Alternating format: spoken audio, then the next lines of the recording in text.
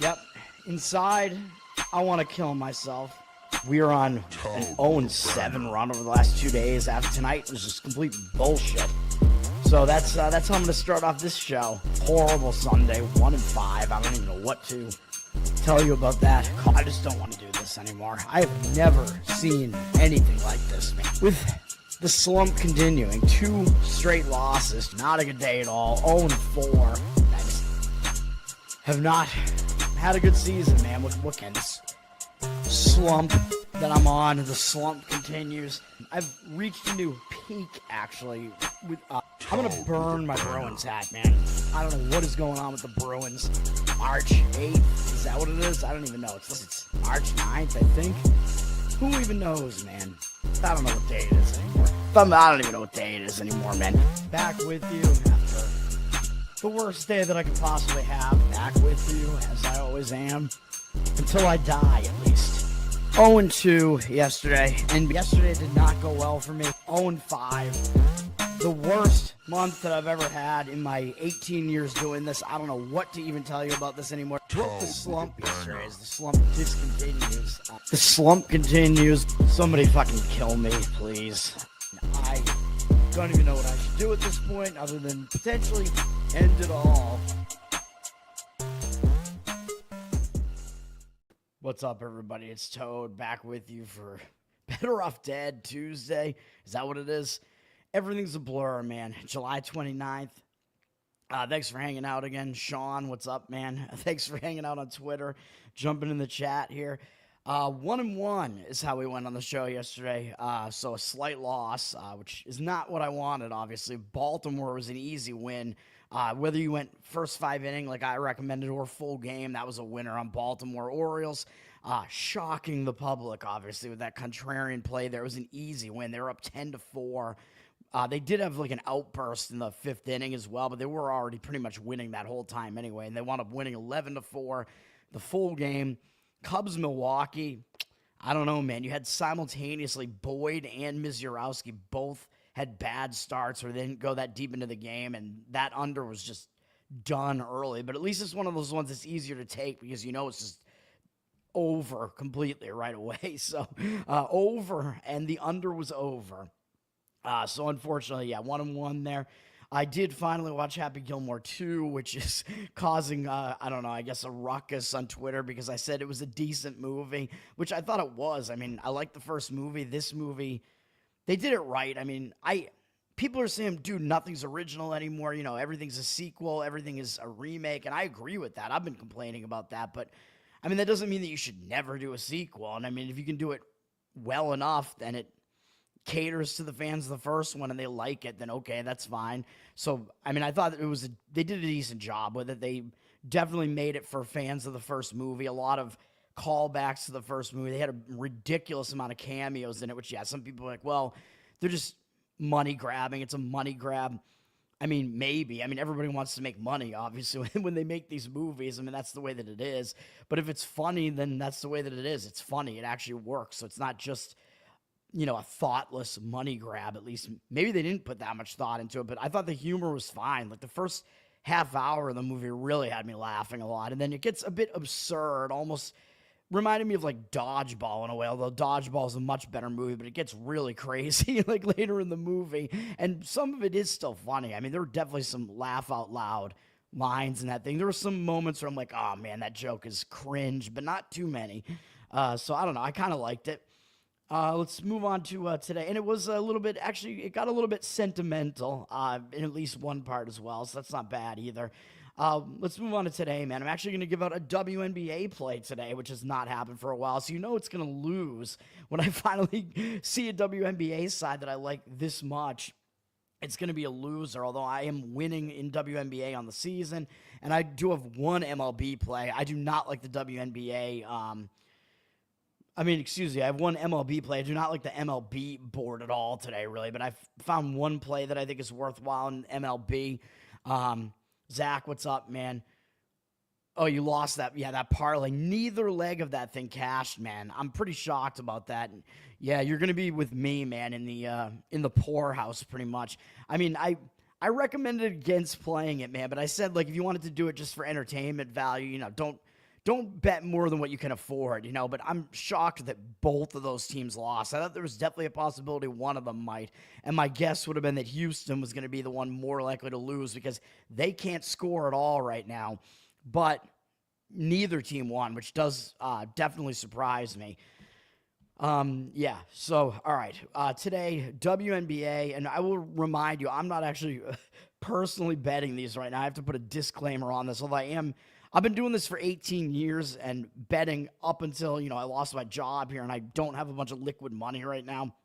I have to make sure that I have enough money to get me by here for a bit. So even though, yes, I've made money over that span, but last year was a losing year for me. Only my second ever. This year, I would actually be down right now, too, slightly, which is bad, mostly because of March and college basketball. So we got to turn this around. Yeah, a lot of the favorites lost. That's true. I mean, I'm not a guy that bets a lot of favorites, though. But, I mean, I'll look and just see where I think the advantage is. My play in baseball today is a total because, of course, it is. And, yeah, I mean, I am giving out these plays as if I were betting them, though. So I will mention that. Let's get to the rundown, man, even though this is going to start with women's basketball, obviously. Where I saw a weird clip in WNBA, man. I don't even know. I don't know if it was the Connecticut Sun. It was some team. One of their players, her wig fell off, and then one of the people in the stands, I guess, got ejected for causing her wig to fall off. Like maybe she was running by the guy, and he touched her hair. It was hard to tell in the clip because it was such a bad quality clip. I'm like, I don't know. I just kind of thought it was funny. It's just ridiculous. And yeah, the Indians, by the way, they should definitely be named the Indians again with all the gambling that they have going on that team. But now it's Clay, however you pronounce his name. He's joining Luis Ortiz and being investigated for potentially, rigging games as far basically they've been throwing a lot of pitches way out of the zone, man, at certain times that just seem inexplicable. So anyway, WNBA, my play is in this first game that's up here, Golden State and Atlanta. Is that the first game up? Wait a minute. What am I looking at here? Yeah. Oh, I'd scrolled down. My apologies. Yeah. So I'm going to give out a play on Golden State. Going against, not going against, but Krista, whatever the guy's name was, who was in here talking about the WNBA the other day, had a really good call on Connecticut 2 days ago. But I'm going to go against what happened in that game. I'm going to go with Golden State here. And as he pointed out, Golden State lost Kayla Thornton, I think is her name, 2 games ago, I believe, or 3 games ago, or whatever it is. So she is out for the year now. So now they're going to have to get used to being without her, man. But, of course, the line's going to move because she's not there anymore. But I think this is a spot to jump back on Golden State, man, because they lost her. They played really well, I believe, in what was that first game without her, beating Dallas.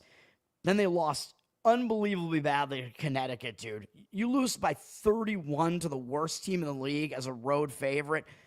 You're going to want to bounce back from that, man. So I think Golden State is going to fix some things, come out with a lot of fire after that. I mean, that was a horrendous game for them, and they're now continuing a road trip, so it's only going to be their second game on the road trip here on the road. They get to stay on the East Coast, and now they're adjusted to the time zone. So I think this is going to help. Man. This game, if you look at those stats, this was a complete outlier of a game. As I pointed out the other day, Connecticut, 53% from the field. You never see something like that in the WNBA, almost never. 41.4 from 3. Meanwhile, the Valkyries are 33.9% from the field, 28.1% from 3. I mean, both sides are just total outlier shooting percentages. You had Golden State losing the turnover battle horrendously, 24 turnovers. So I think they have the ability to clean that up as well. And yes, they're playing a good Atlanta team, but whereas Golden State, I think, is going to be in a real focus spot, a bounce back spot if you're getting absolutely embarrassed by the worst team in the WNBA by far in, again, what I think was a statistical anomaly. Atlanta's coming off beating Phoenix and Minnesota, and they're playing, what is this now? Like a 7th straight, or no, they played 6 straight road games, and now they're returning home from a road trip. My mistake.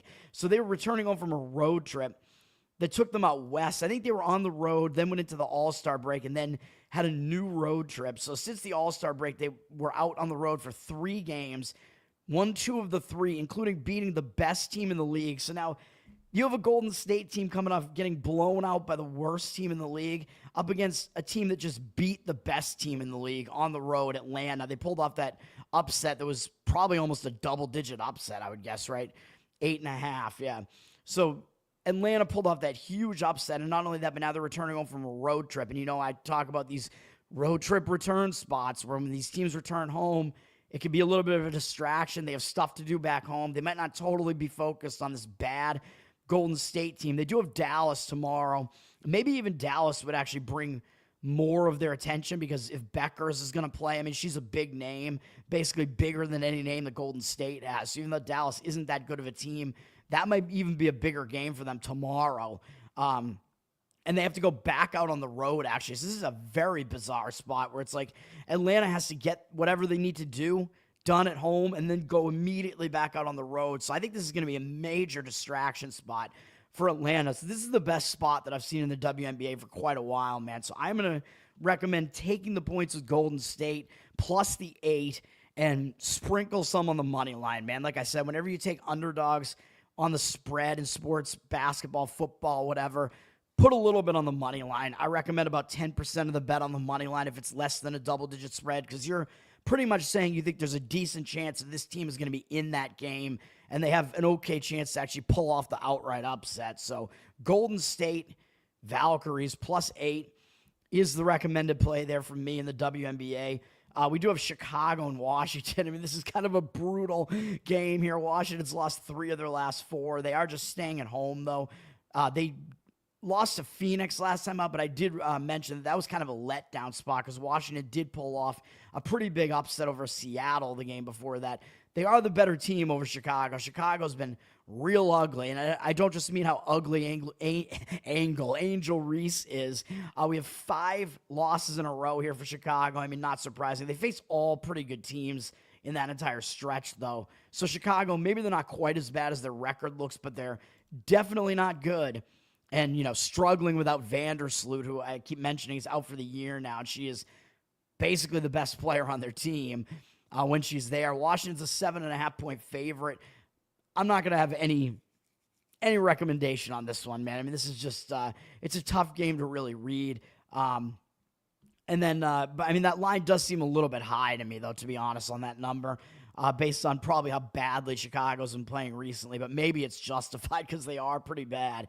Vegas at LA, a bit more of a competitive line in this one. LA has won 5 games in a row now, and it wasn't that impressive to start because it was 2 against Connecticut, 2 against Washington, but they just pulled off an upset of the New York Liberty, man. Beating the best team in the East, that was a big win.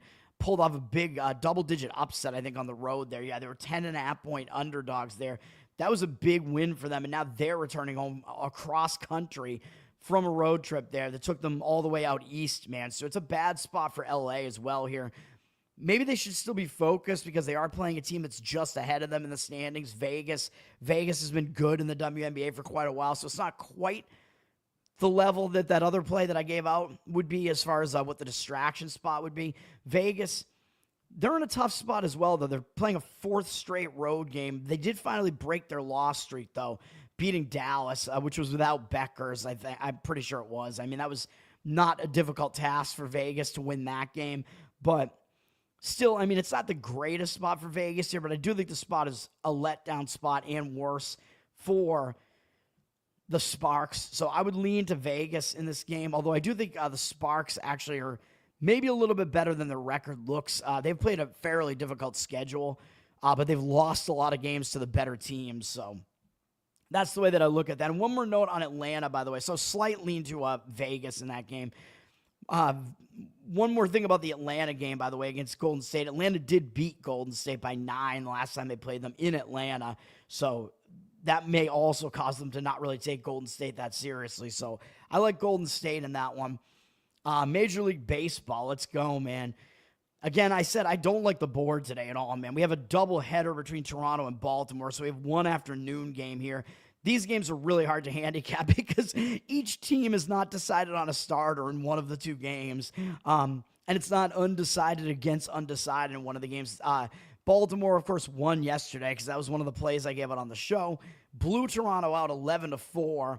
Toronto does have the bullpen edge, but, I mean, we can look at the bullpen usage here. Toronto, their bullpen usage is a bit high. They used a lot of relief pitchers yesterday. This is RotoWire, has a pretty good chart for the bullpen usage. Baltimore has the worst bullpen, but they're a little bit more rested based on the usage over the last 3 days and yesterday. But I don't think we could trust either bullpen in this game, or in either of these games, especially not game 2. So if you want to start looking towards maybe an over in game 2, because the bullpens are going to be not only used up like they kind of are right now, but then used again in that first game, might make sense to look for an over in the second game. But you are looking at one starter for Toronto there who is pretty good. The first game, we don't know who Toronto's even going to have starting. So again, very difficult to handicap this. Baltimore is actually a favorite in this game, and they're an underdog in the second game. So Charlie Morton is the listed starter for Baltimore here against the undecided Toronto starter. And Charlie Morton is actually getting such respect in the market now that Baltimore is a minus 130 or so favorite in this game. Morton, bad numbers on the season, 5.48 ERA, 1.54 whip. He's been better at home, though, 4.7 ERA. And again, he's been way better recently since he got demoted to the bullpen. He's been almost lights out. He's only had 2 bad starts since they put him back in the starting rotation. And they were both at like really hitter-unfriendly parks at the A's and at Tampa Bay, both temporary home stadiums for those two teams. Baltimore has won most of the starts that Morton has made since he's returned to the rotation. They had one... what is that? They've won 8 of his last 10 starts, I think is what that is. So he is actually pitching effectively. He's only allowed more than 3 earned runs in those 2 starts that I just mentioned before. Last time out, though, a little bit questionable, giving up 3 runs to Cleveland. He walked 4 guys against Cleveland. So in his last 3 starts, 10 walks. So that is a concern. So his command has kind of fallen off a cliff here. So I do worry about Morton a little bit as far as that's concerned. His days of pitching really well seem to have kind of gone away again here. And his numbers against the Blue Jays are not very good. In 57 at-bats, 12-1 strikeout walk ratio is good, but 316 batting average, 819 OPS, that is not good. Up against Toronto, maybe even going with a bullpen game here. And although you're allowed to call somebody up, I believe, for a doubleheader, I think you can call somebody up just that day and then send them back down. So it's really difficult to figure out who's going to start in these games. The total in this game came out at 10.5, and now it's down to 10. But there's a reason why the odds makers are throwing totals up here. The second game is also at 10.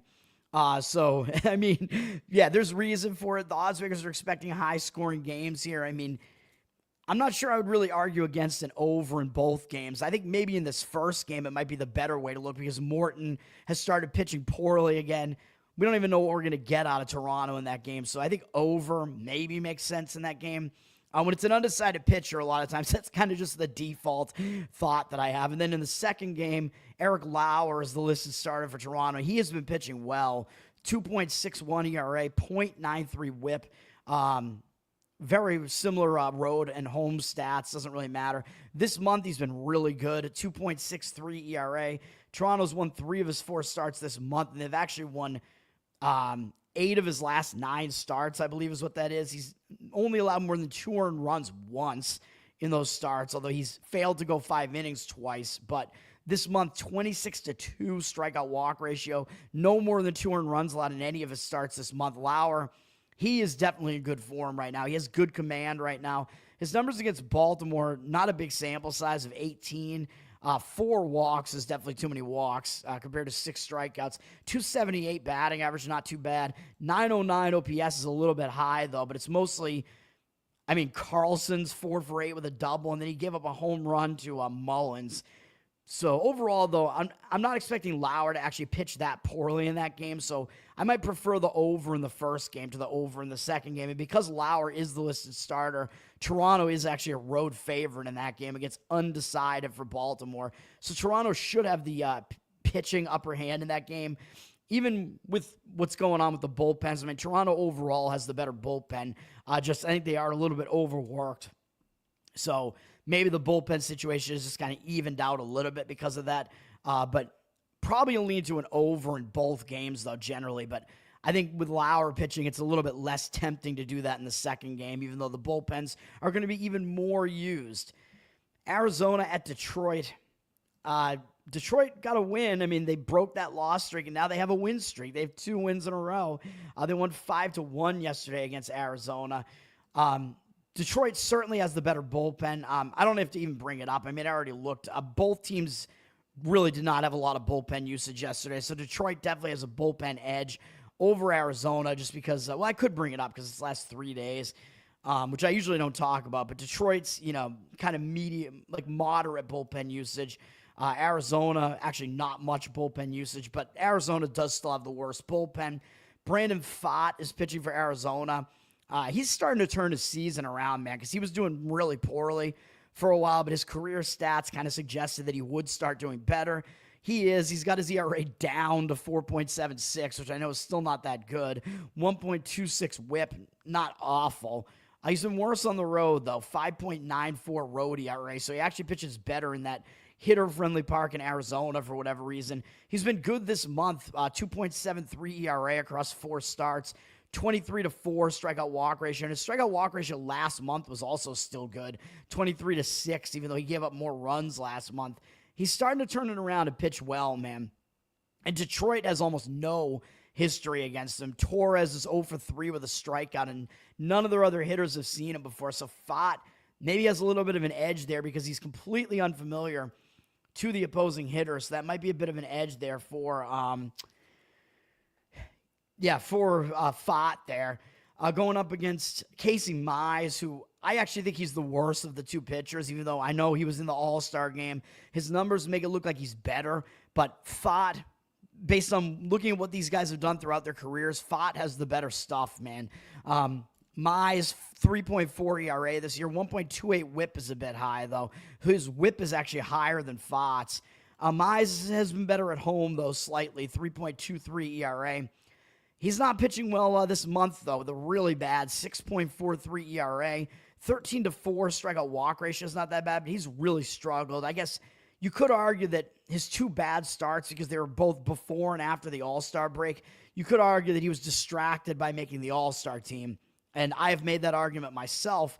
But when it comes to Mize, I just don't think he's really that good, man. So I'm kind of willing to say that he's a bit out of form right now, especially the fact that when he came out of that game, pitching in the All-Star game, he pitched really poorly against a bad Pittsburgh lineup, even though he did have 5 strikeouts and 1 walk. I'm not really going to trust Mize here, although the D-backs have basically never seen him before. Only McCann has seen him before. 0 for 2 with a strikeout. So we do have an unfamiliarity edge for both pitchers here. And with both bullpens being fairly rested, even though Arizona's bullpen is not good, I mean, I wouldn't argue too much with looking towards an under in this game for that reason, but I still don't trust Mize. Public is definitely coming in on the over here. Totals at 8.5. We can't really see much with the percentages yet there.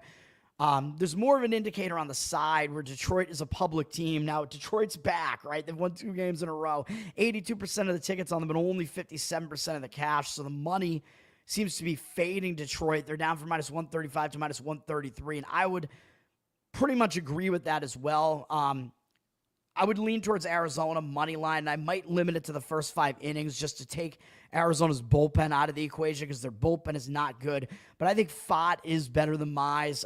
Both pitchers being unfamiliar, but Pfaadt is just overall the better pitcher, man. He's in better form right now as well. And Arizona has the better offense as well, even without Naylor. But then, of course, you do have to worry about Arizona. Again, what mental state are they in with the fact that they're selling, players off coming into the All-Star break. And I think they've only won 1 game since they made that Naylor trade. So they might be in a little bit of a weird mental state there. So that is one issue to be aware of there. Colorado at Cleveland. And Detroit's offense isn't that bad either, by the way. But Detroit definitely does have a bullpen edge still, I would say. Colorado and Cleveland, I mean, these teams, I don't really trust either one of these bullpens.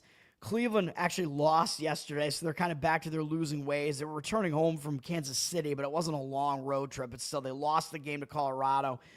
High-scoring game, and this might also be a game to maybe look towards Colorado, though I don't know, man. Tanner Gordon is pitching for Colorado, and he's pretty much their best starter, which isn't really saying that much. We don't have a large sample size yet with him, but he does have a 3.13 ERA.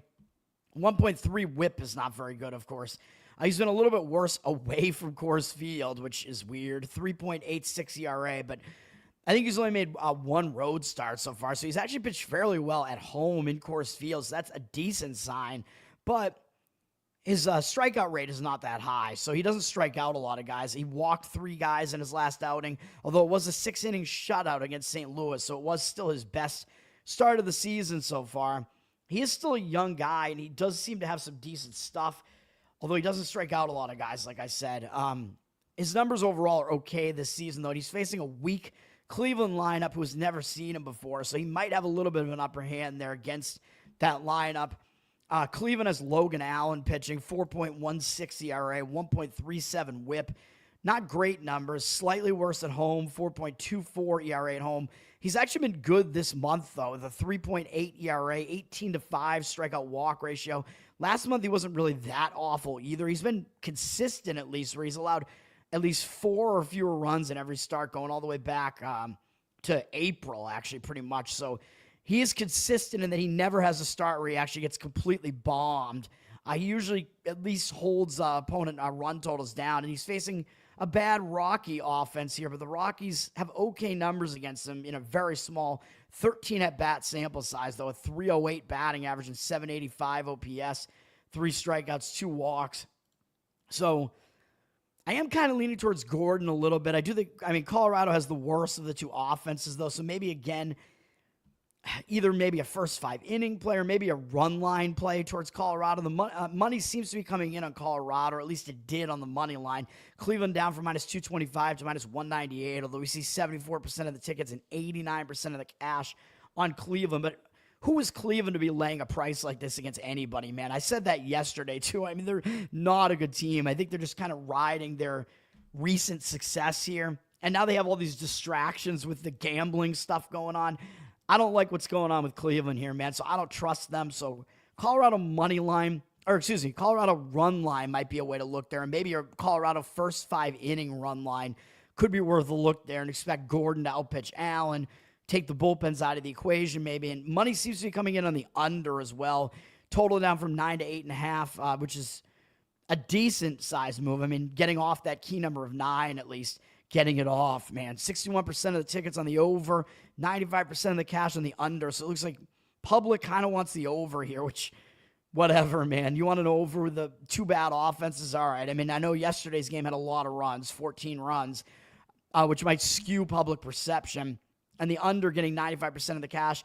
Maybe a lean towards first 5-inning under, man, because both offenses are bad. Both starting pitchers have been okay recently.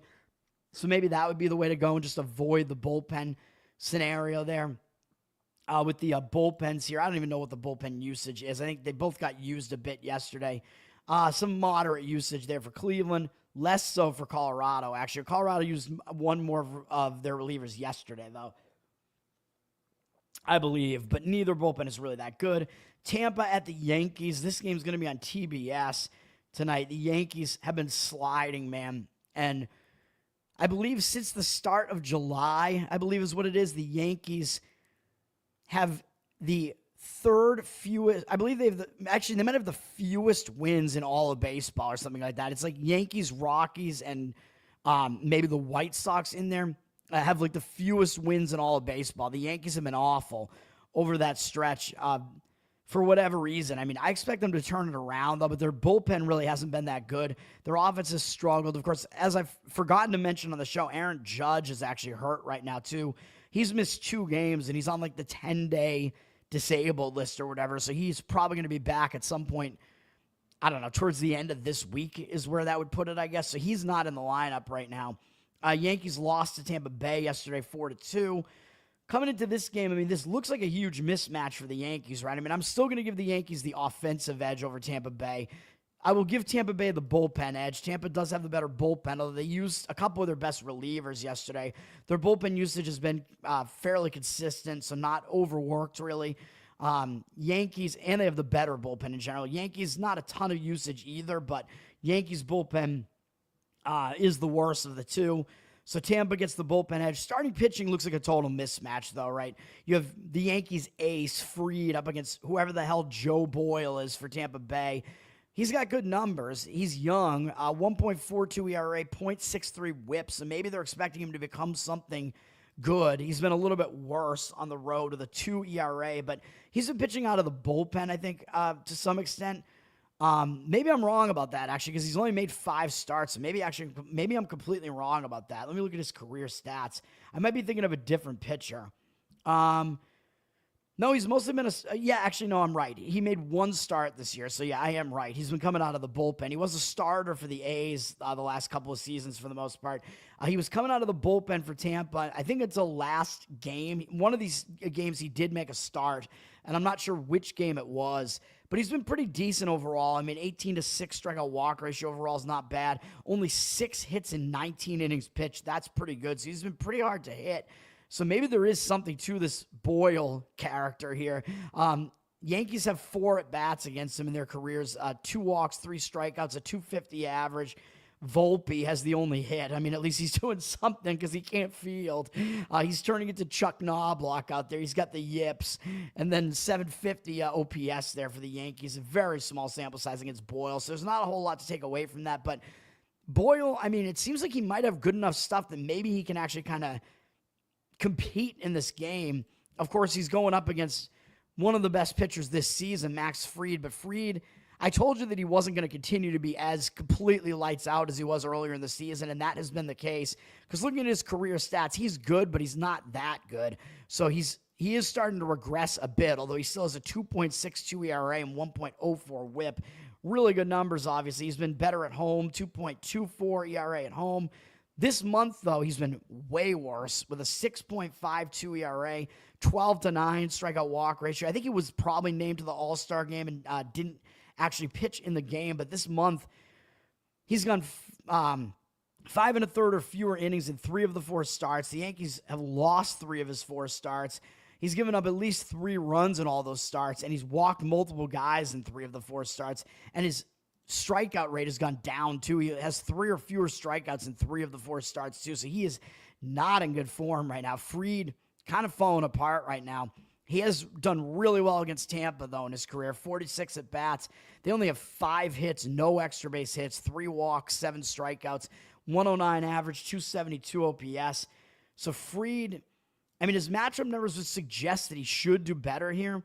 But the money is coming in all on Tampa here, man. The Yankees down from -210 to -185, 75% of tickets, and only 50% of the cash. So, Yankees are the public side. The public's still on the Yankee train here, as bad as they've been playing recently. But I think you're paying a price, as you usually are for the Yankees, especially with Fried on the mound and up against a very unknown Boyle here. This is actually a matchup of left-handers, too. So sometimes when you have a lefty that you're unfamiliar with, it takes even more to kind of get used to hitting against that guy, because for whatever reason, lefties tend to throw with like weirder arm angles and stuff. So the money seems to be saying Tampa Bay is the right side here, at least at that huge underdog price, that they may be able to compete in this game. And the money's coming in on the over as well. 54% of tickets on the under, 80% of the cash on the over. Total flip from 8.5 juice to the under to juice to the over. So it seems like a legitimate move on the over, too. Maybe expecting Fried, not in good form right now. It is possible that he gives up some runs here. But again, I'm not really ready to fade Fried in this spot just because the matchup numbers seem like enough to look at to be like, yeah, I'll just stay away from this game. But it is certainly possible he doesn't do as well in this game. Dodgers, Reds, as you can see from the title, that's going to be a play. You already pretty much know what it is, but I'll wait until the best bet segment to talk about that one. Atlanta at Kansas City. Oh, boy. Kansas City has a lot of bullpen usage right now, man. They're one of the most overworked bullpens, if not the most recently. As you can see here, last 3 games, tons of pitches thrown. This is the number of pitches thrown by all of their different relievers. So Kansas City is an overworked bullpen right now, even though generally I would say they have the better of the 2 bullpens. Atlanta, not as much usage there from them. So the bullpen scenario kind of balances out a little bit there. Maybe there's not much of an edge for Kansas City like there normally would be, because normally their bullpen is the better one. Starting pitching, here we go, man. Erick Fedde will be making his Atlanta Braves debut after he was designated for assignment by the Cardinals. And then I think they wound up, I don't know how that actually works, because I think they wound up trading him to the Braves, I think. So he's going to make his first appearance for the Braves, and that might not be a good thing for the Braves because he is not doing well. 5.22 ERA, 1.5 whip. You know me, I've faded him a couple of times this year. I think I've played on him a couple of times too, but he is a little bit better on the road this year. 4.92 ERA on the road. Not pitching well this month at all. St. Louis, when he was with them, lost 5 straight starts of his before they got rid of him. He'd allowed 3 earned runs or more in all of them. Failed to go 5 innings in 4 of the 5. And this month, 6-6 strikeout walk ratio and a 12 ERA. Failing to go 5 innings in every single start. That is just awful, including against the Braves, who he's now going to be pitching for. Oh, my God. So, Fedde, I mean, I'm not ready to think that he's going to do anything here. The Royals are a really bad offense, though, so at least he gets kind of an easier task here and maybe put in a good scenario to bounce back, because this is a bad, very weak offense. Sorry, Zach. Fedde actually has good numbers against the Royals. He's seen them because they're, St. Louis's natural rival there. And I think Fedde was also on the White Sox. But that does mean that the Royals are familiar with Fedde, so that might actually help the Royals a little bit because they've seen him quite a bit.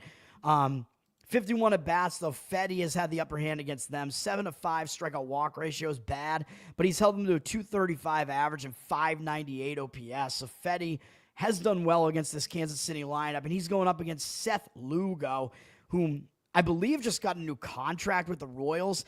So that might help him, man, because when you get that new contract, that kind of like helps you refocus and like put that out of mind. And I know, again, the advanced analytics guys have a problem with Lugo. They don't think he can sustain what he's been doing, but he's done it for a couple of seasons now.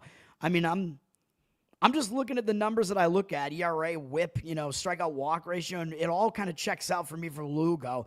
2.95 ERA, 1.09 whip. He's definitely having a good season. Better at home as well, 2.48 ERA at home. This month, pretty good. 3.7 ERA, still nothing to scoff at. Kansas City has won 3 of his 4 starts. They've actually won 5 of his last 7, which is really kind of saying something because Kansas City can't hit. So if you're doing that well as a pitcher on this team, that means you're pitching pretty well probably. 23-5 strikeout walk ratio this month is pretty good. He's only allowed more than 2 earned runs once going back to the end of May. So he's in pretty good form right now as well. His numbers against the Braves are fairly good as well, in 79 at-bats, 24 strikeouts, 13 walks is definitely too many walks, although 5 of them are Ozuna, because it seems like he's kind of pitched around him. But Ozuna is only 1 for 11 off him, so he's held these Braves bats in check, except for Acuna, who's 6 for 12. None of the other guys have done that much damage, although Olsen 3 for 5 with a home run. But overall, 215 average allowed, 681 OPS. So this game, I mean, I think Lugo probably has the upper hand in the starting pitching matchup. Atlanta obviously has the better offense. The money is coming in against Kansas City, down from -125 to -120. 64% of the tickets and 56% of the cash. So Kansas City's slightly public because Atlanta's been playing so poorly. But again, I think this is just that phenomenon that we keep seeing where Atlanta keeps getting the professional money, man. Again, the professionals saying Atlanta, they're not as bad as their record looks. And the one positive for Atlanta, they just broke their recent loss streak with a win yesterday against Kansas City, 10-7. So Atlanta being able to win that game, that's going to break that losing momentum for them. So I agree that they're in a better situational spot now because of that win. But I still don't know if I like Atlanta in the starting pitching matchup, man. I don't know if you could trust Fedde at all. Seth Lugo is the more trustworthy pitcher. So, I mean, I wouldn't hate looking at Kansas City, at least in the first 5 innings, and, not agreeing with the market read here, because the market read just seems to always indicate on Atlanta. But I think Lugo does have the upper hand in the starting pitching matchup.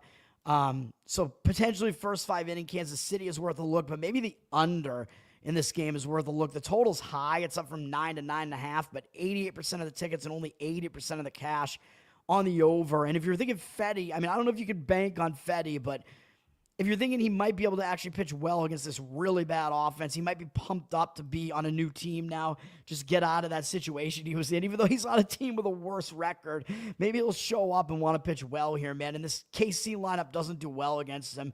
So I could see arguments for the under as well, but I'd probably limit that to the first 5 innings as well because the bullpen usage is just too high, man, to really trust the bullpen. So Kansas City and under in first 5 innings, I think, is kind of what makes sense in that game.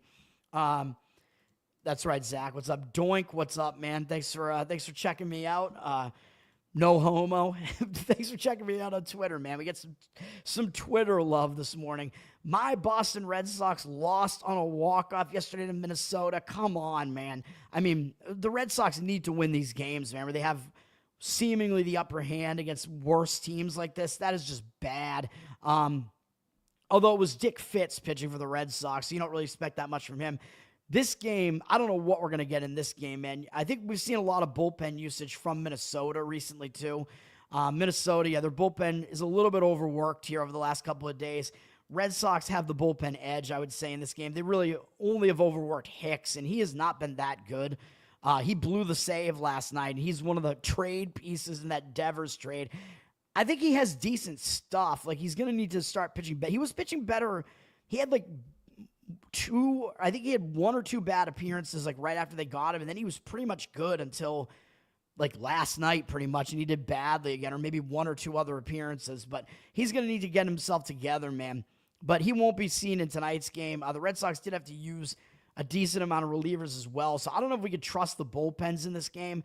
It's tough to handicap this game with undecided for Minnesota, although I think they have actually decided on a pitcher, which, by the way, I'm just watching the board here trying to see, like, are there pitchers being decided on here? Oh, Easton Lucas, by the way, is pitching for Toronto.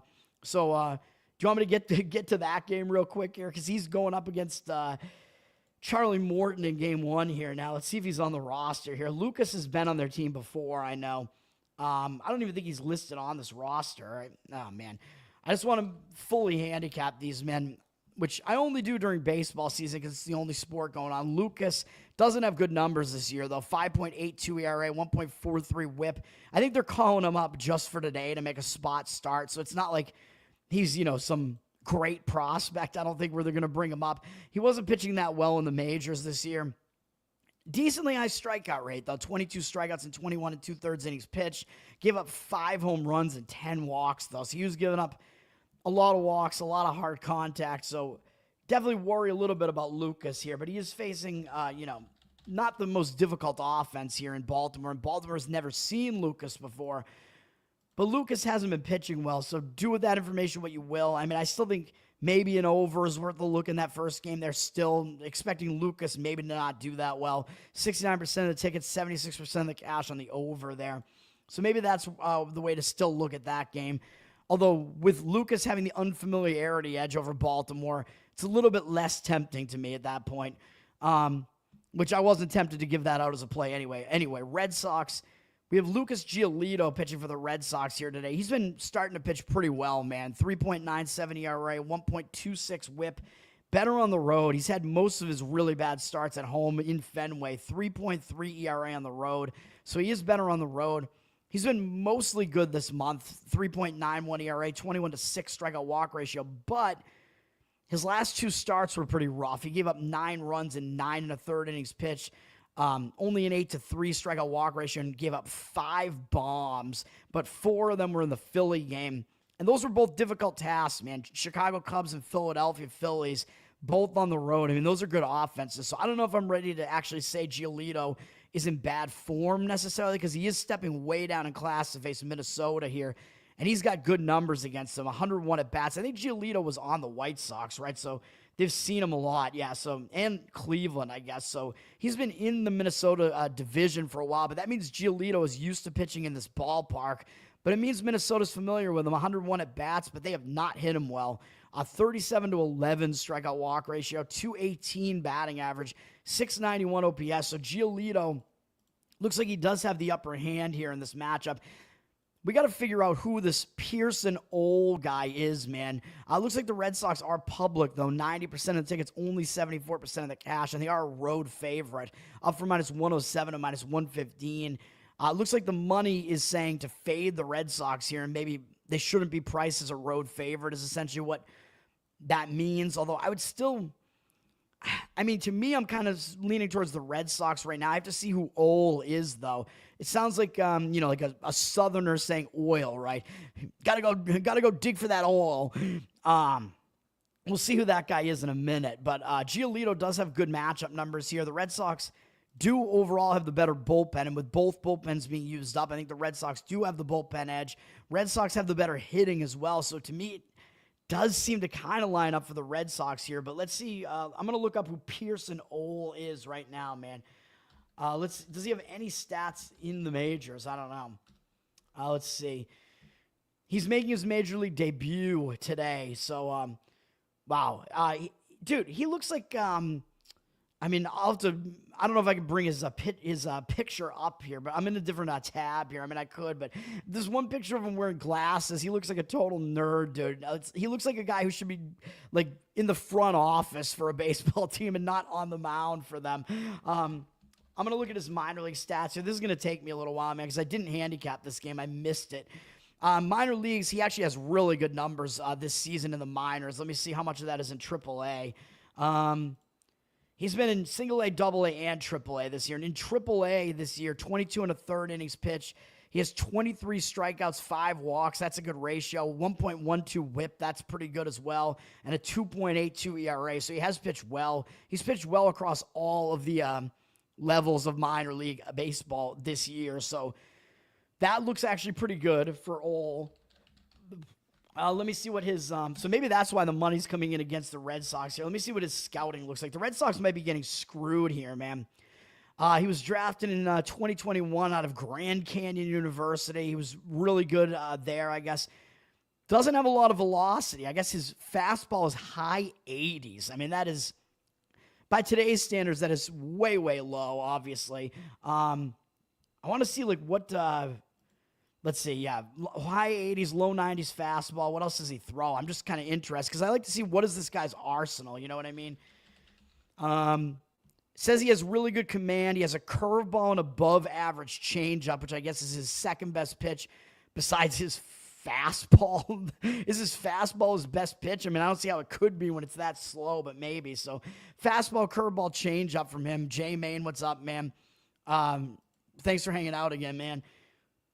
You picked up Severino. I mean, we'll talk about him when we get to the late night games. He's not good at home, man. He is very, very bad, in fact, at home. So I don't know if I like that call. Playing him on the road is definitely maybe worthwhile, but at home is terrible.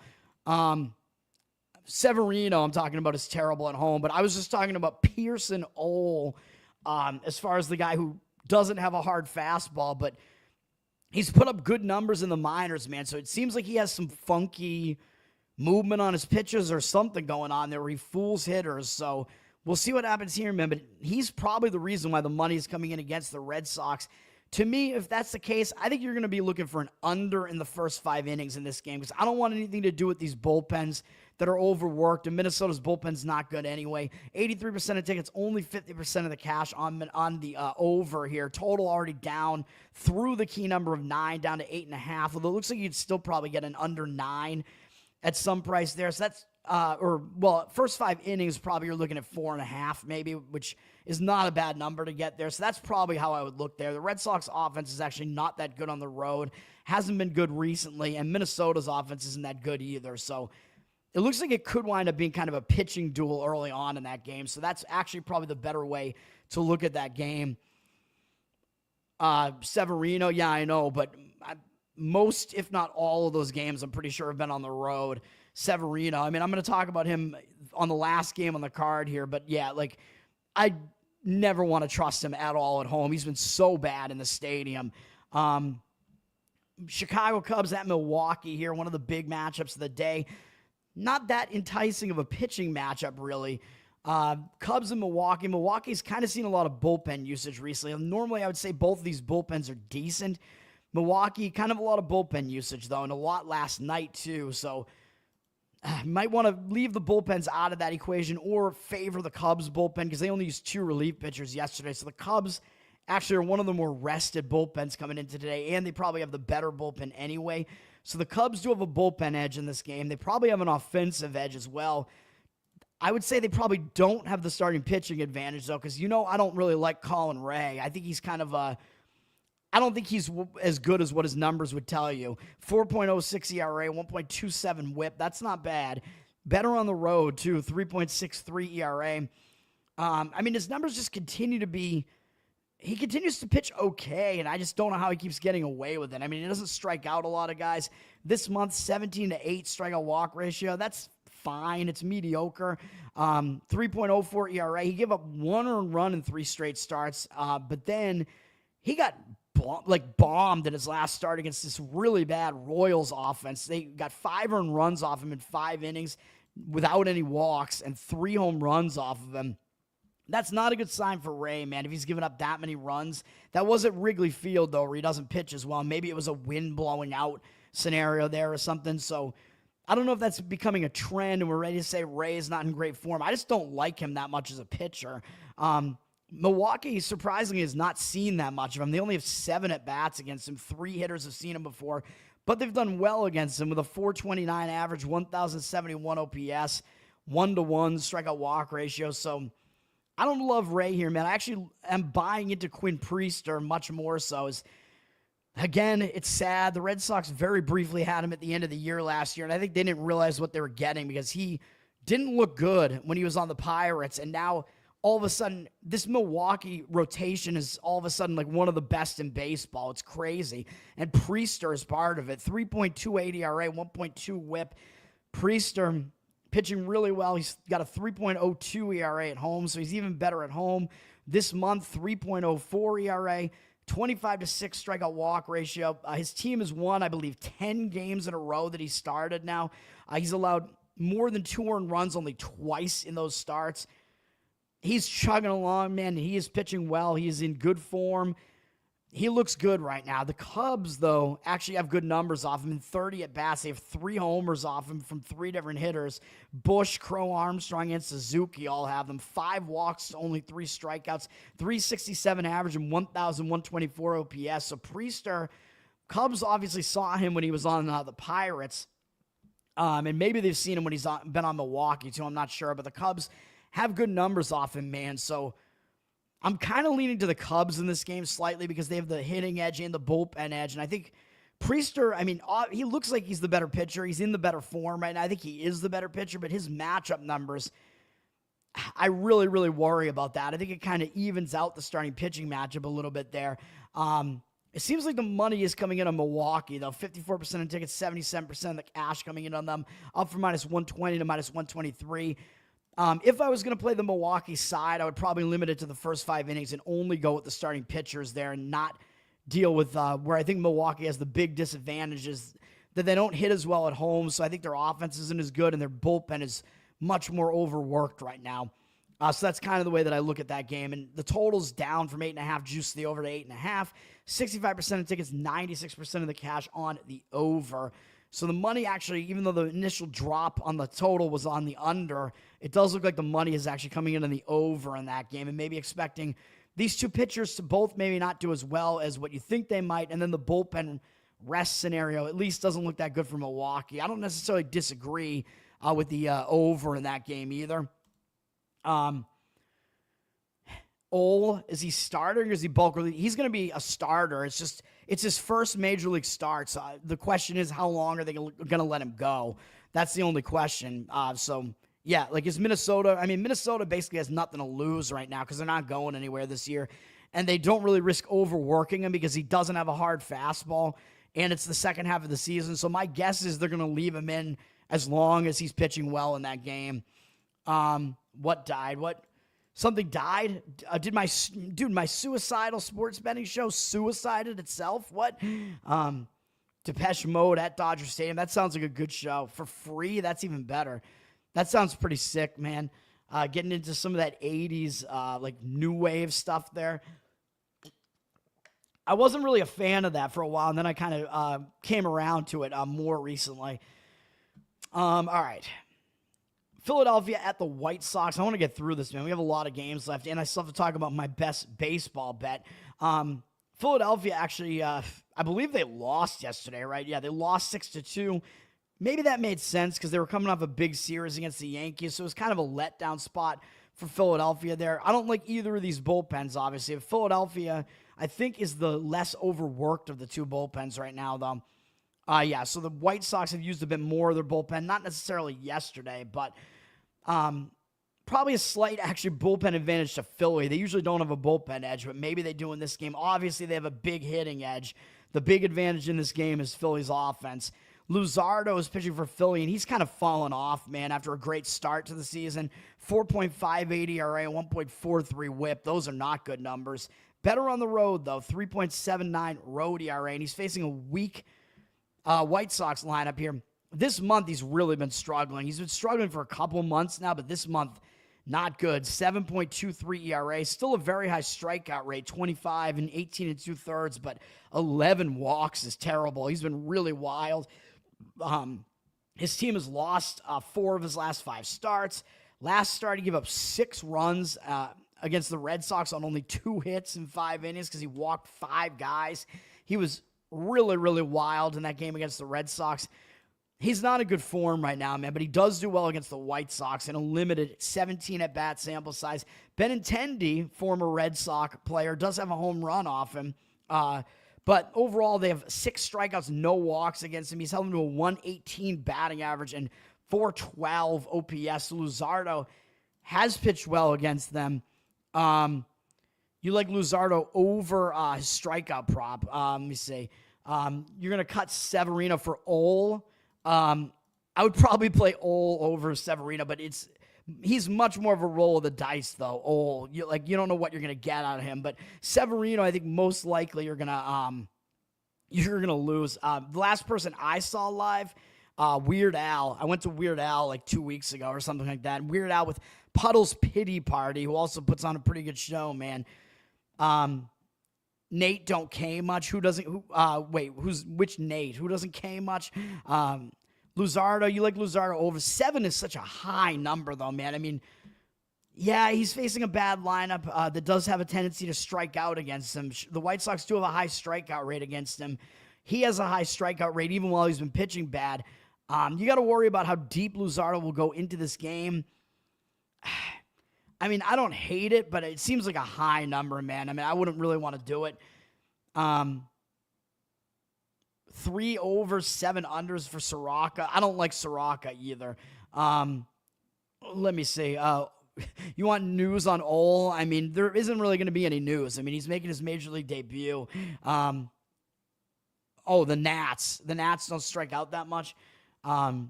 Okay, yeah. I mean, yeah, I'll get to that game soon, I guess. I don't even know.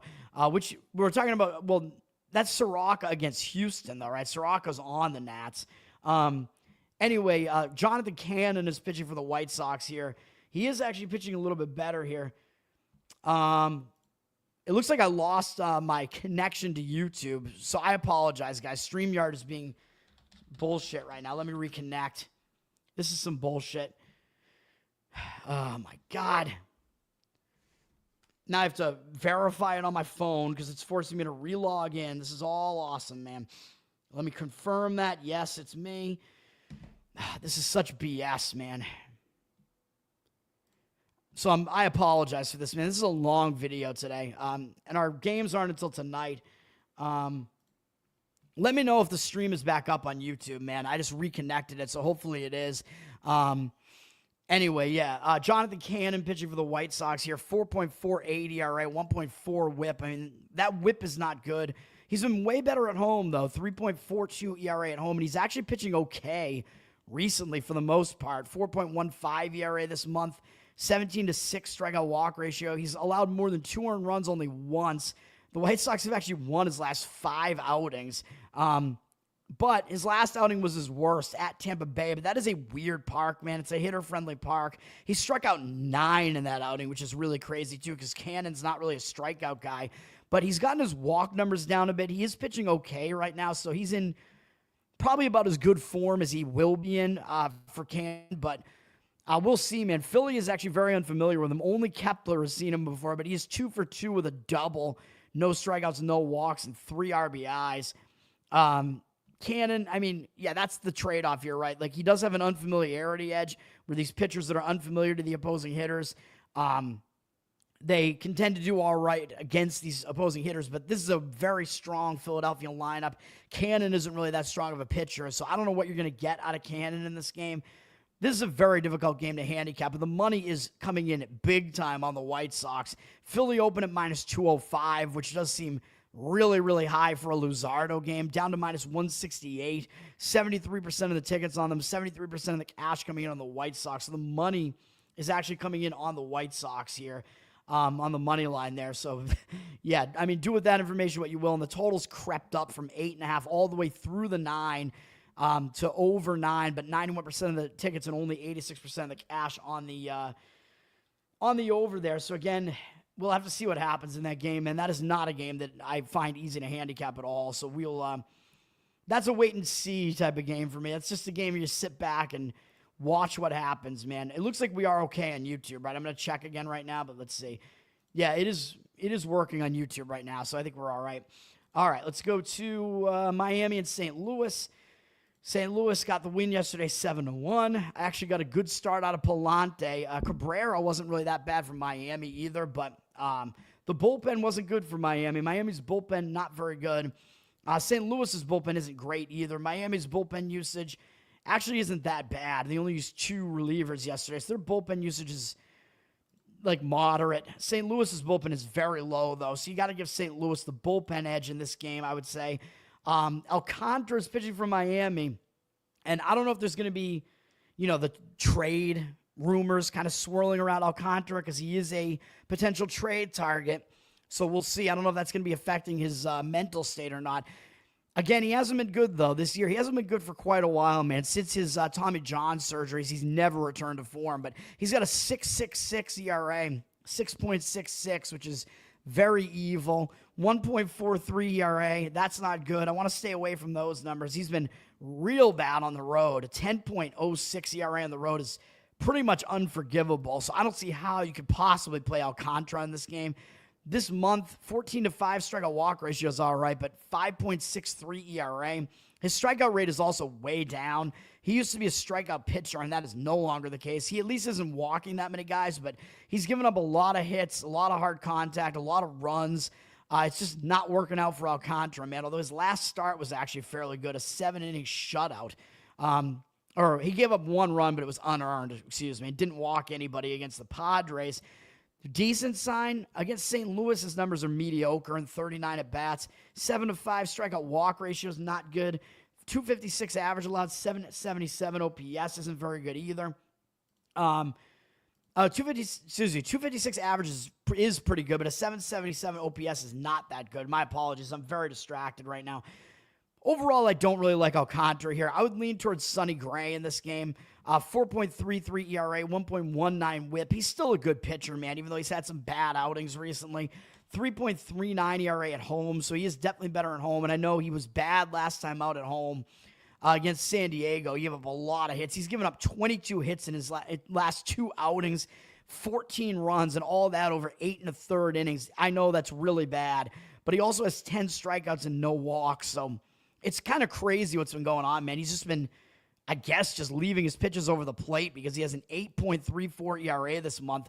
Was pitching fairly well until those last 2 outings, though. 27-2 strikeout walk ratio. Tells you that his command is still there, though. I mean, that's a high strikeout rate, so he is still striking guys out. St. Louis actually still won 3 of his last 4 starts. They still won that last outing that was pretty bad against San Diego. So all that's not that bad. And Miami has almost never seen him before. They only have 9 at-bats against him, 111 batting average, 495 OPS, 2-2 strikeout walk ratio. But I think you got to give Gray the upper hand, man, because he's the better pitcher, I believe, like just this season right now. I think you got a bullpen advantage with St. Louis. I think St. Louis has the offensive edge, but the money, again, is coming in completely against it. St. Louis is minus 160 on the money line. 54% of the tickets on them, but 65% of the cash coming in on Miami. So the money is coming in towards Miami. I don't really get it. I don't see how you could trust Alcantara on the road, man. Total actually dropped, too, from 8.5 to 8. 58% of tickets on the under and 67% of the cash on the under. So the market read is saying Miami and the under. I'm not really seeing it, to be honest, man. I think it's got to be maybe St. Louis on a run line, or St. Louis, even like their team total over maybe would be the better ways to look at that game, to be honest, and just fade Alcantara on the road. Washington at Houston. Houston lost yesterday. I mean, this Houston team, man, they have some offensive injuries. As I mentioned, their offense has been really, really bad recently, man. They've scored 3 or fewer runs in all 5 of their most recent games, losing all 5, including losing 2-1 yesterday. This is just not good for Houston, although Houston should still have at least a pitching edge to some extent. I mean, they have a bullpen edge. Their bullpen is the better one, and it's not really very overworked here. Neither bullpen has actually seen that much usage, although Houston has the better bullpen. So Houston's got the bullpen edge. I don't like either starter here at all, though. Michael Soroka, I know his whip looks good at 1.13. That is a good whip. 4.85 ERA. I mean, this whip indicates his ERA should be better than that. But Soroka, pretty bad on the road. 5.13 ERA on the road. But I guess for Jamie in there, one thing about Soroka, I guess, that you're getting is that he is facing a very injured Houston lineup here that is in very bad form right now. So that's one thing you do have going for you, is that Houston is very bad offensively right now. Soroka, I mean, his team has been really bad behind him, whether it's been the bullpen, whether it's been the hitting not being there, but they've lost 8 straight starts for Soroka. He hasn't been that bad in most of them, though. He's given up only more than 4 earned runs once, more than 3 earned runs only twice. This month, 5.3 ERA is not really that good, though, still. 19-9 strikeout walk ratio isn't really that good either. So his whip is actually going up in these recent starts, too. So I'm not ready to trust Soroka, man. I mean, to me, he's putting too many guys on base, but his numbers are good against Houston. So, again, Houston has a very injured offense. They haven't done that well against him in only 17 at-bats, but 7 strikeouts, 1 walk, 235 average, 631 OPS. So, again, I mean, maybe Soroka is worth looking at as far as like if you need to play a guy in fantasy. Maybe that's not the worst way to look. For Houston, George Costanza is pitching for them. Jason Alexander. George is probably going to be getting upset here because 8.14 ERA, 1.9 whip. He's been terrible, man. I mean, he was on the A's, and that's a really hard stadium to pitch in for the A's. But, I mean, overall, he's just been real bad this season. I don't know if these numbers are just with Houston, but he has an 8.31 ERA listed at home, and that might just be with Houston. Let me see. Maybe it's not, actually. No, it's not just with Houston, because with Houston, he actually he didn't do well, though, at home against his former team, the A's, but the A's had just seen him, but that was his one home start. He gave up 5 earned runs and 11 hits in that game, so he was bad in that game. Has a 5 ERA this month. 5-4 strikeout walk ratio. With Houston, he has a 9-7 strikeout walk ratio in 3 starts. That's bad. He's not good at all, man. So I don't like that at all. The Nats have barely seen him. They only have 2 guys who have seen him. They're 1 for 3. Garcia has the only hit off him. Bell has a walk off him. They have no strikeouts. There's not a whole lot you can do with that information, but I think Alexander is at the disadvantage here, man. So even though I think Houston has a bullpen edge, I mean, Washington's bullpen is miserably bad. Probably I would look to Washington first 5 innings in this game, and they do seem to have the upper hand with the starting pitching matchup here. 63% of the tickets are on Houston. Public still liking Houston as the team with the better record here. 57% of the tickets, but yeah, I mean, Soroka, he is the better pitcher over Alexander. I mean, there's no way really to debate that. So, again, you could probably grab Washington as an underdog in the first 5 innings, and that is what I would do in that game. Houston down from -157 to -135 there. Why shouldn't they adopt children? Because gay people, they only adopt boys, and they do so to sexually abuse them. Every time, man, every single time. That video that came out, people were like praising it. Oh, like, look at this video. Look at these fat, creepy-looking dudes with this baby boy, because, of course, it's all... Why do you think it's always a boy that they adopt? I wonder. And I said right away, before the news even came out, I'm like, this is not going to go well. This is going to be abuse. And then, oh, yeah, by the way, one of these guys is a convicted sex offender already, so isn't that just great? Yes, they should not be able to adopt it. In that case, it was surrogacy. They shouldn't be able to do that either, because the statistics are massively against that working out well in any way. And even if they're not abusers, that baby is probably going to wind up being fairly fucked up, man, living in that environment. I'm sorry, but yes, it should not be allowed. Now I'm going to get I'm going to get banned on this channel now because I streamed to Twitter. Don't nuke Bettor Off Dead, man. Texas at Anaheim here. Anaheim won yesterday 6-4. Although, of course, as we have to state every time, Anaheim has the worst bullpen. We know this. Anaheim's bullpen's bad. The usage has been a little bit high recently, too. Not a good bullpen. Texas's bullpen, moderate usage as well, but obviously Texas has the better bullpen. So we know that. Anaheim has the better offense, though. As far as the starting pitching, Patrick Corbin continues to pitch fairly well for the Rangers. Somehow, they're pitching. They got good pitching coaches there, man. That's all I could say. 3.78 ERA, 1.27 whip. Corbin's a guy I almost always love to fade, but this year, you can't really do it so much. He has been worse on the road, 4.39 ERA on the road. He's pitching well this month, though. Texas has won all 4 of his starts this month. He's allowed 2 or fewer earned runs in all 4 starts, 5 innings or more in every start, 22-5 strikeout walk ratio, and a 2.01 ERA. Yeah, he's in good form right now. I don't think that you could fade Corbin here, man. But his numbers against Anaheim are bad. And 105 at-bats, 314 batting average, 816 OPS, 24-9 strikeout walk ratio. Not good. Not good numbers against Anaheim, man. So that's the worry that I have because it looked like it was lining up for Corbin to maybe pitch well here. So it was looking like maybe you could look towards an under in this game, but with Corbin not having good matchup numbers, I would worry about that. Yusei Kikuchi is pitching for Anaheim. He's got a really good ERA, 3.23, but his whip is too high, 1.4. I mean, he's been wild off and on this year, although he has been way better at home, 2.26 ERA at home. But his form recently has not been that good. 28-10 strikeout walk ratio this month. His strikeout rate's been pretty high, but his walk rate has also been high with multiple walks in all but 1 start out of the 5 this month. 4.85 ERA, and he's allowed multiple runs in every start, although he hasn't allowed more than 4 in any starts. He's at least keeping his team in the games at the very least, but he's not exactly in the greatest form. He is facing a very weak Texas lineup, though, and he's done well against them in a huge 125 at-bat sample size, 34-10 strikeout walk ratio, 216 batting average, and 626 OPS. I mean, his numbers are good against Texas. Yes, actually. I mean, it's just based on observation too. You can just see every single time you see a gay couple with a child, it is always a boy. Find me one where it's not. I don't think you can find it. I seriously do not think you can find one example of that. Every single time that you see it. I mean, you can probably go find the statistics on it too. All right, let me. So.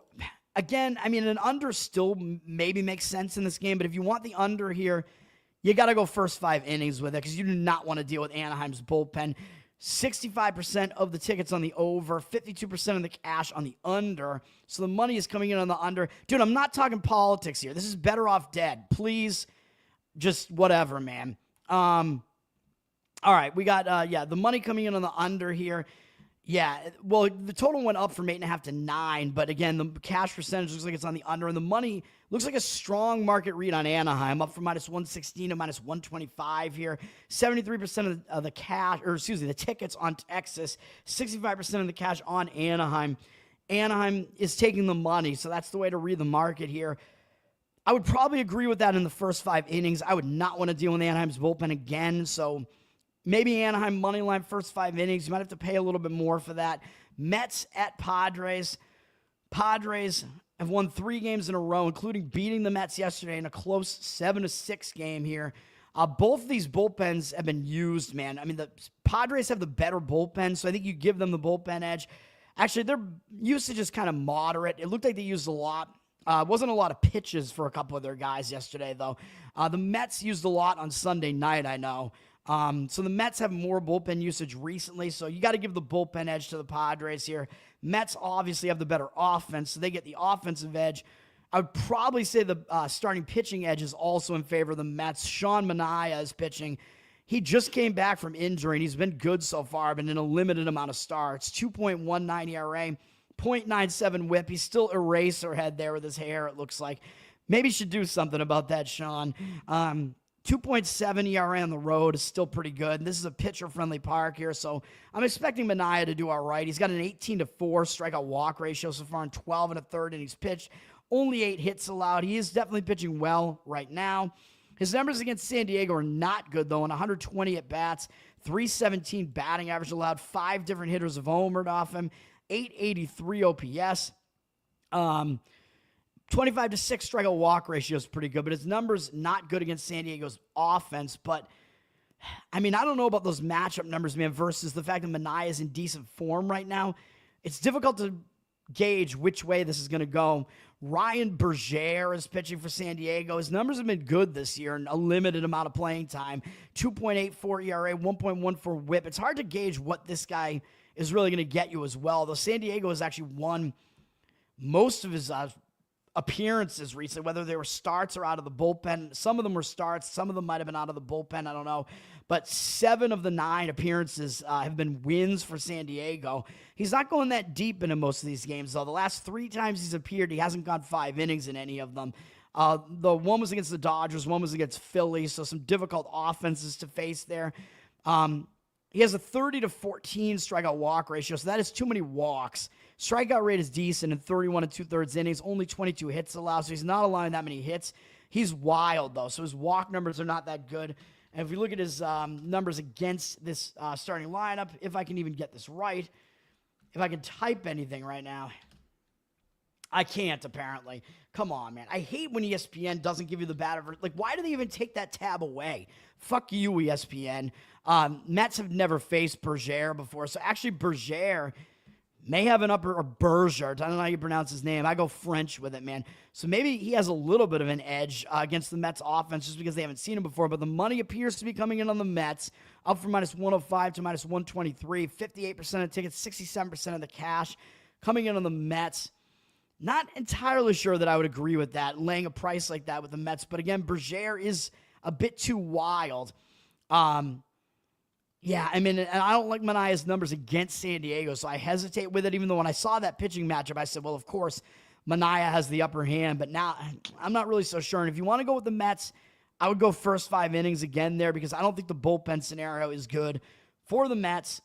Pittsburgh at San Francisco. San Francisco was taking some professional money yesterday with Whisenhunt making his Major League debut yesterday, but I told you Whisenhunt, weird arsenal, man. He's mostly a change-up pitcher. They lost the game. Whisenhunt wasn't that good.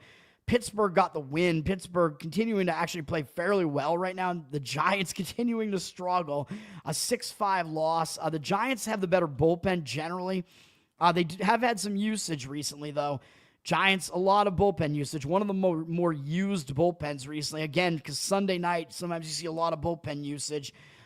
Pittsburgh, fairly overworked bullpen as well, though. So I think you probably actually still give the bullpen edge to the Giants because they do have the better of the two bullpens. Pittsburgh, a bit overworked. Bailey Falter pitching for Pittsburgh. He's having a decent season. 3.82 ERA, 1.18 whip, 4.43 ERA on the road, though. So his numbers on the road, not really as good. This month, not a good ERA, 4.64 ERA. 17-3 strikeout walk ratio is good, though. So he's not walking a lot of guys, but he's allowing a fair amount of runs. He's not going that deep into some of these games. His team has lost 3 out of the 4, but of course his offense doesn't really back him up. They have a bad offense. Both of these offenses are bad, but I think probably San Francisco actually has the better of the two. Pirates' offense is just that bad. Falter has faltered and failed to actually go even 5 innings in 2 of his last 3 starts. His best start of the 3 was actually against Detroit, whereas he did badly against the White Sox in Kansas City. Very strange, doing better against the one good team out of those 3. His numbers are not great in a small sample size against the Giants. 24 at-bats, 333 average allowed, 943 OPS, 4-1 strikeout walk ratio. So I'm not ready to really trust Falter based on his recent performance and in this matchup against the Giants. Verlander is pitching for San Francisco. I mean, he might be ready to hang it up, man. Just go home, live with Kate Upton, live your life, bro, be rich, whatever. I mean, he's not pitching well this year. 4.7 ERA, 1.49 whip. little bit better at home, 4.5 ERA, and he finally got a win, man. I mean, he has no offense backing him up. He was 0-8. Now he's 1-8 with a shutout one-hit performance against Atlanta, but it wasn't all good because he did walk 5 guys in that game. Verlander, I mean, his command has actually not been that bad this season, but he's given up too many hits for the most part. He's given up too many runs. I mean, he's at least mostly held his team in these games, though. He's actually allowed 3 or fewer earned runs in all but 4 of his starts, I think, this season, which isn't too bad. Pittsburgh only has 4 hitters who have seen him before. They have 58 at-bats against him. 241 average, 715 OPS, because they do have a couple of home runs off him from Kiner, Falefa, and Pham. 13-5 strikeout walk ratio. So Verlander, okay numbers against Pittsburgh. Is it okay enough that in his current form he'll do well here? I don't know. I mean, you're paying a tax for Verlander, man. You're paying a tax for the Giants because they still are the team with the better record. Everybody knows who Verlander is. So I think you're paying too much of a price for them still, but the money seems like it's on the San Francisco side, up from minus 155 to minus 165. 66% of tickets, 83% of the cash coming in on the San Francisco side. So that is the market read. It looks like the money is coming in on that side. Total 71% of tickets on the over and only 51% of the cash on the over. So the under 8 looks like it's getting some of the money as well. I wouldn't want to deal with those overworked bullpens, though. So first 5 inning under maybe, but I don't even know if you could trust Verlander either. So looks like too much of a price delay with Verlander. Obviously, you can see why I'm not playing that game. And now we get to Seattle and the A's. Severino, your guy, J-Main. The A's lost in the return home spot, which I thought they would. I should have given out Seattle as a play, man. I almost did. Return home spot for a bad team like the A's who really suck at home. Looked like it was a bad spot for the A's. I just thought that because Sears had good numbers against Seattle. I also did like the under early in that game, and I was correct about that too. So that's how it worked out. The A's lost that game. A lot of times when a team loses their first game back home, they will do better in the second game, and they'll turn it around and bounce back. But I'm not so sure that's going to be the case for the A's here because they stink at home. This is a temporary home stadium, and they lost a win streak, man. And a lot of times when you lose a win streak and you're all fired up like that, that can kind of hang you over into the next game. So I don't think it's necessarily the greatest spot for the A's here. Bullpen situation, obviously the bullpen advantage is Seattle's. Seattle hasn't even used that much of their bullpen. They're actually one of the more lightly used bullpens of the day. The A's have one of the worst bullpens in all of baseball, even though they're not really overly worked here. But Seattle has the bullpen edge. Seattle has a good offense on the road that can kind of match the A's offense. So not really a huge offensive advantage for the A's either. Logan Evans is pitching for the Mariners. He's hard to predict right now, man. He's a young pitcher. He does have decent stuff. 3.64 ERA is pretty good. 1.4 whip is not as good. Bit worse on the road, as basically all of Seattle's pitchers are. 4.55 ERA. Pitching in this stadium might not be that good for him, man. Like looking at his other starts, he had 1 start in a very hitter-friendly stadium, or 2 really, Arizona and Yankees, and he was pretty bad in both of those starts. Those were his worst 2 starts all year. So this might not be the best location for him to be pitching in, although the A's offense isn't quite as good as those 2 offenses that he was facing. He's been in not the greatest form this month either, really. 4.19 ERA is all right. 13-9 strikeout walk ratio is not good. 3 walks apiece in his last 2 starts. That's not going to get it done. Failing to go 5 innings in 2 of the last 3, although I know he's young, so they don't really want to completely overwork him. But his strikeout rate has not been high. He's not really a strikeout pitcher, but he's given up a lot of walks and a lot of home runs and more than 1 hit per inning, so it's not really that good. A's have never seen him before, so maybe he has a little bit of an edge there where the A's haven't seen him before, but I worry about Evans in this stadium, and I worry about Severino in this stadium too. Severino, 4.95 ERA in the season, 1.35 whip. I mean, those numbers are just not that great, but at home he's been horrendous. 6.68 ERA at home. 8 of the 13 home runs he's allowed have been at home. His last few starts, the last 2 were both on the road. 3 of his last 4 were on the road. His most recent home start, it looks like it was okay because he only gave up 1 earned run and did have 8 strikeouts, but he gave up 7 hits, 2 walks, and didn't even make it 5 innings. And that was another loss. I think that was a play I might have given out maybe against Severino in that one. I forget if that was the case or not, but Severino, I mean, he's been real bad at home. You look at his home record here. When's the last time they even won a game for him at home? 5 losses in a row at home, 6, 7. The last time they won for him at home was May 5th. That was the last, and they won in extra innings, and he didn't pitch well in that game either. So the A's have not won a Severino home game since May 5th. Against Seattle, his numbers are mediocre and 55 at-bats, 16-9 strikeout-walk ratio, 273 average, and 793 OPS. So I'm worried about Severino here, man. I would lean to Seattle, but the money's coming in against them, so I don't know. I mean, sometimes the market read isn't the way you want to go, although I tend to not want to fade the market read. They're down from -110 to -109, 66% of tickets, only 56% of the cash. So a public Seattle team, the actual money seems to be coming in against them a little bit. I would probably lean to the over here, man. And the total's 10.5, and it's already gone up. So the juice is gone on the under 10.5. The juice is loose.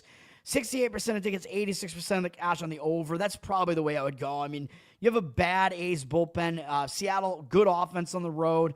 This is a hitting-friendly park. Both pitchers could struggle here potentially. Yeah, that's probably the way I would lean in that game, would be the over. And then we will get to my best bet of the day, which is not going to be an over. Although it looks like the money is coming in on the over and disagreeing with me on it. Let me check Action Network real quick. Do I want to make this my best bet? Because I was not even going to have a baseball play today, so hang on. Maybe my best bet is just the, is only going to be, no, we'll still do this one. So I do have that WNBA play out there, but we're going to give up my best bet. Let's go to it. Let's get it done, man. Best bet segment. And again, I'll reiterate, Golden State +8 I gave out during the WNBA segment. I should have waited until the best bet segment, I guess. Best bet in baseball, though, even though I like the WNBA play better, is the under 9. I mean, I know it's a high total in Dodgers, Reds, and this is going to be a play where I really thought the public would be looking at the over in this game, although we see the money here now. It looks like 68% of the tickets and cash, all on the under, and the totals actually crossed through the 9, up from 8.5 all the way up to 9. Juice to the over. So that money is really coming in on the over. So I worry about that because that's some strong market movement towards the over. And we do see money coming in on the Reds side too. Dodgers up from -145 to -152. 76% of tickets, only 58% of the cash. So the money fading the Dodgers here, coming in on Cincinnati. But the fact that that's happening, I kind of like that because I think Cincinnati's pitcher is the one that you could trust a little bit less right now. So obviously I like the starting pitching matchup here. I know I'm going full game on the under because I think you get a better number on the full game, even though, yes, I don't think you could trust the Dodgers bullpen that much.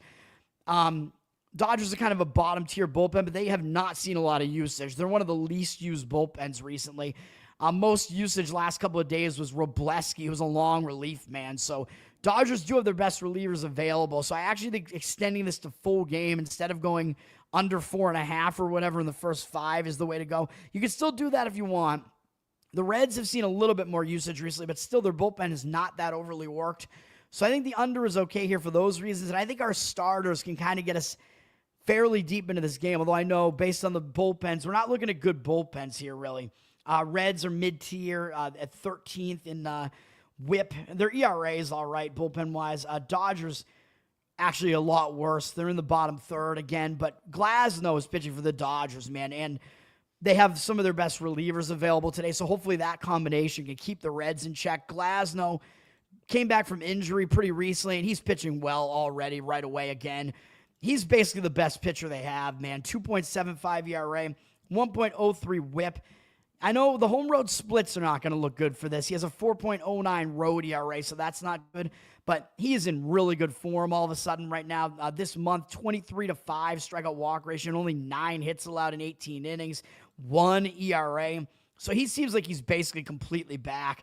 He threw 100 pitches last time out, but he's a veteran, man. So I don't think I'm ready to say that he's going to, have like completely fall apart in the next game after that. It wasn't that big a game against the Twins. Again, he's a veteran. He's been around for a while. He's used to being an ace like this and throwing, having starts like that. So I don't think he's going to suffer from any of that. His numbers against the Reds are decent in 39 at-bats, 256 average, 14-3 strikeout walk ratio. The OPS is a little high, 771. He has allowed home runs to Benson and Hayes, but still overall, he's done okay enough against them, holding them in check. I think we should be able to get a decent start out of him, although I know this is a hitter-friendly park, and the odds makers are going to throw a high total up there for a reason. Nick Lodolo pitching, though, for the Reds. This makes it look like it's a pitching duel here, man. 3.08 ERA, 1.04 whip. Those are good numbers, solid numbers for Lodolo. I know, again, the splits don't look good. 4.17 ERA at home. He's been worse at home. He's allowed 11 of the 16 home runs he's allowed at home. I know I'm fading that sentiment here, but last time he was at home, he had a nice shutout against Miami, and I know the Dodgers are a completely different animal. Dodgers, way, way better offense, but he's actually been okay at home. I mean, he didn't last 5 innings against the Yankees, but Yankees good offense, and he held them to 1 run. Didn't walk anybody. This month, really good with a 1.61 ERA, 27-3 strikeout walk ratio. He's allowed 2 or 0 earned runs in each of his last 3 starts. Reds have won 6 of his last 7 starts, which is also a decent indicator if you want to look towards the Reds side here. He is coming off a 9-inning complete game shutout with 8 strikeouts, no walks, 4 hits against Washington. It's a bad offense. He did throw over 100 pitches, but he's been throwing, into the 90s, so I don't think that's really going to affect him that much.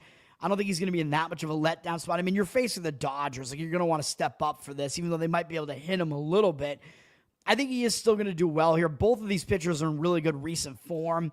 The matchup numbers don't look that great, but it's a small 12 at-bat sample size, and some of the Dodgers' best hitters have actually never faced Lodolo before. So looking at, Freeman, assuming is Freeman hurt or is he playing? I don't know, but him, Betts, like these guys are not even listed in the career stats here. So the Dodgers have a fair number of guys who have never seen him before, so he might have a little bit of an edge in that respect as well because he's unfamiliar to them. The Dodgers who have seen him are 4 for 12 off him, but they have no extra base hits, 2 strikeouts, no walks, 333 average, of course. Only 667 OPS, though. So I'm ready to say, yeah, we'll go under in this game. Reds, Dodgers, that'll be my only baseball play today. And that'll do it for today, man. And once again, the other play, which is the one that I like better, Golden State in WNBA +8. That's going to do it. I am Learn to Toad on Twitter. I am Learn to Toad on Instagram as well, where I post short betting content there. Bettor Off Dead, of course, Pettor. Follow me, YouTube, like, subscribe, comment, interact. Rate me on the audio platforms as well, because I'm over there as well. Apple, Spotify, whatever. So help me out. Check it out. Thanks for all that. And Covered in Uke is my Uke channel on YouTube. So I'm doing the Uke project there. All my Uke covers that I post on Twitter are now being double posted over there. Patreon.com/LearnToToad. You can get a Spotify Uke feed, and at the highest level, you can request Uke stuff from me. Maybe I'll do some like Patreon streams and stuff potentially. I got to figure out how I want to really deal with it. Something like that. Still a work in progress. We got to figure it out. But all those links are also at linktree.com/LearnToToad, I believe, as well. And that's going to do it, I think, man. So, yeah, thanks, everybody. And we'll see you tomorrow when I come back again, assuming that I'm still alive. Peace out, guys. Happy Tuesday.